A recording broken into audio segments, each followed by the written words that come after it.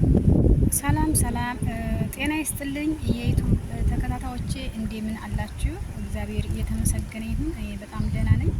እናንተም በያላችሁበት ሰላም እንደምትሆኑ ተስፋ አለኝ። በውጭም በሀገር ውስጥም ያላችሁ የዩቲዩብ ተከታታዮቼ በያላችሁበት ሰላማችሁ ብዝት ይበልልኝ። ዛሬ እንግዲህ ከረጅም ጊዜ ቆይታ በኋላ ወደ ቪዲዮ መጥቻለሁ ማለት ነው። በጣም ቆይቻለሁ በነገራችን ላይ ያው እንግዲህ አንዳንዴ አይመቻችሁም አይደለ? ለዛ ነው የጠፋሁት ማለት ነው። በቪዲዮ ቆየሁ ማለት ነው እና ስለምትከታተሉኝ ላይክም ሰብስክራይብ ስለምታደርጉኝ ከልብ አመሰግናለሁ። አሁንም ላይክ እና ሰብስክራይብ አድርጉኝ። ያው ያለሁበት ቦታ ደስ ይላል፣ ንፋሳማ ቦታ አለው፣ ባህር ነው፣ በጣም ያምራል።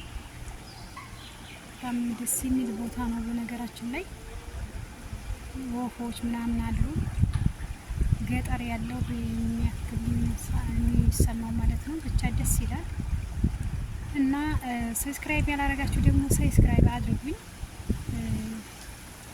ላይክ አድርጉኝ። ቪዲዮውን እስከ መጨረሻው ተከታተሉ።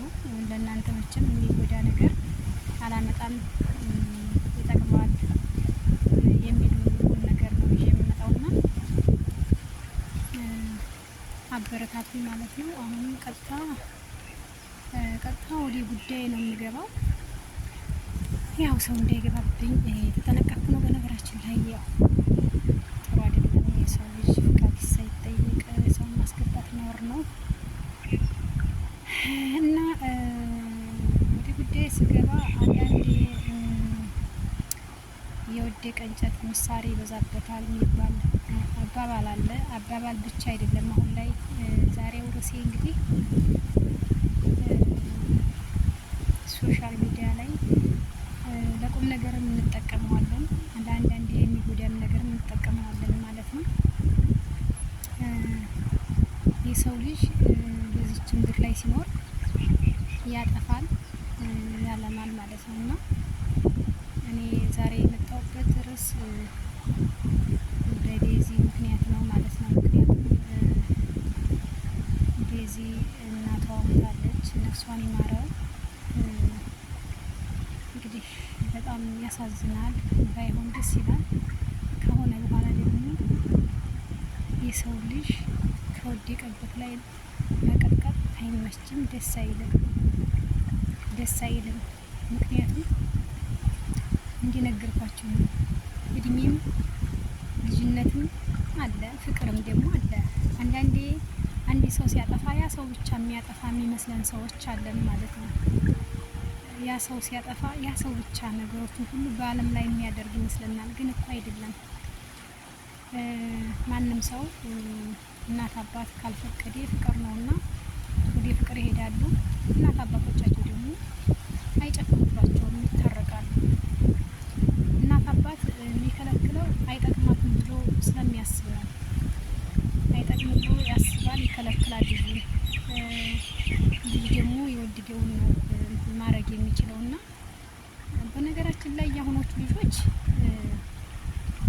ምክርም አያሻቸውም። እውነት ለመናገር የሚጠቅማቸውን የሚጎዳቸውን ለይተው በደንብ ያውቃሉ፣ በደንብ ማለት ነው። ስለዚህ ልጅን የወደደውን አሜን ብሎ መቀበል ጥሩ ነው። እንደምክር ልትመክር ትችላለህ፣ ግን ልጅ ማስገደድ አይቻልም። ምክንያቱም ሁሉም በራሱ ልክ ነው የሚያስበው ማለት ነው። እና ምን የፈለኩት ምንድን ነው፣ ዴዚ ወደደች፣ አፈቀረች። እናቷ እንትን አላለቻትም፣ አልፈቀደችላትም። ነገር ግን ፍቃዱ ምንድነው፣ ፍቃዱን ባትቀበላትም ፍቃዱን የእናቷን ብትሰማ ጥሩ ነው። ነገር ግን ባሰማም ደግሞ እናቷም ለልጇ የምታረገው ነገር ነው። ልጇ ደግሞ ይሆነኛል ያለውን መርጣ ሄዳለች። መርጣ ሄዳም እየኖሩ ነው በፍቅር ደስ የሚል ህይወት እያሳለፉ ነው። እንደገና ደግሞ ልጅም ለማፍራት ደግሞ ነፍሰ ጡር ናት ማለት ነው። እና እኔን የገረመኝ ምን እንደታውቃላችሁ አንድ ተረት ልተርትላችሁ። አበዳሪ ምን ያርግ ብሩ ሲወልድለት። እኔን የገረመኝ የዋሱ ሞኝነት የሚባል ነገር አለ። እኔን ግርም የሚለኝ ምን እንደው ታውቃላችሁ አሁን እናቷ ስትሞት ልጅቷን ለመጣል እንድትወርቅ ለማድረግ ልጅቷንም እንዲናጣት እንደዚህ ርብርብ ሚዲያ ላይ ተከፍቶ የምትቀጠቀጠው እኔ በጣም አዝኜ ነው በእውነት ልበላችሁ። እኔ ልጅቷ ያደረገችው ጥሩ ነው እያልኩ አይደለም። ነገር ግን ከላስ አንዴ ይሆናል በቃ ልጅቷን ደግሞ እንድናጣት የሚያክል ርብርብ ማድረግ ጥሩ አይደለም ብዬ አምናለሁ፣ በእኔ በግሌ ማለት ነው። ምክንያቱም ጥሩ አይደለም፣ በቃ ጥሩ አይደለም መሆን የሌለበት ነገር ነው። እና እህት ወንድሞቼ ነገሮችን ረገብ ብታረጓቸው እንደዚህ አይነት ነገር ባይደረግ ደስ ይለኛል። እና ልጅቷ ላይ ርብርብ ባናረግ እውነቴን ነው የምላችሁ በጣም ደስ የሚለኝ። ምክንያቱም አሁን እናቷ ሐዘን ይበቃታል፣ የእናቷ እመም ይበቃታል። በቃ ልጅቷ ላይ ዱላ አታሳርፉባት፣ እሷንም ማጣት የለብንም ብዬ አስባለሁ። እንደዚህ የምትሰሩ ሰዎች ጥንቃቄ እያደረጋችሁ ብትሰሩ ደስ ይላል ማለት ነው። እናንተን ልመክር ምናምን አይደለም፣ ግን የሰው ልጅ መቼም የተሰማውን ነገር ያስተላልፋል። ለዛ ነው የተሰማኝን ነገር ለማስተላለፍ የሞከርኩት ማለት ነው። ምክንያቱም ጥሩ አይደለም ብዬ ስለማስብ የሰው ልብ ይጎዳል፣ የሰው ንግግር። በነገራችን ላይ እንዲያባባል አለ ትራት አበዛባችሁ እንጂ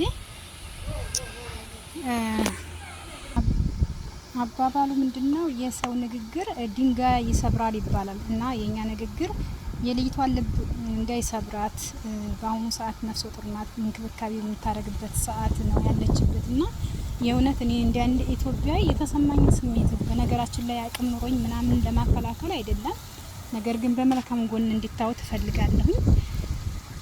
ጥሩ አይደለም። እናቷን ነፍሷን ይማርላት፣ እሷንም ብርታት፣ ኃይል፣ ጉልበት እግዚአብሔር ይሁናት እላለሁ። የእውነት እጅግ በጣም ታሳዝናለች። በእናታችሁ ሁሉም ነገር በሰው ቦታ ቡድናችሁ አትፍረዱ ይፈረድ ይባል ነውና ሰው ላይ ዝም ብላችሁ መፍረድ ጥሩ አይደለም። እሷንም እግዚአብሔር ጽናቱን ይስጣት። ምንም የሚባል ነገር የለም።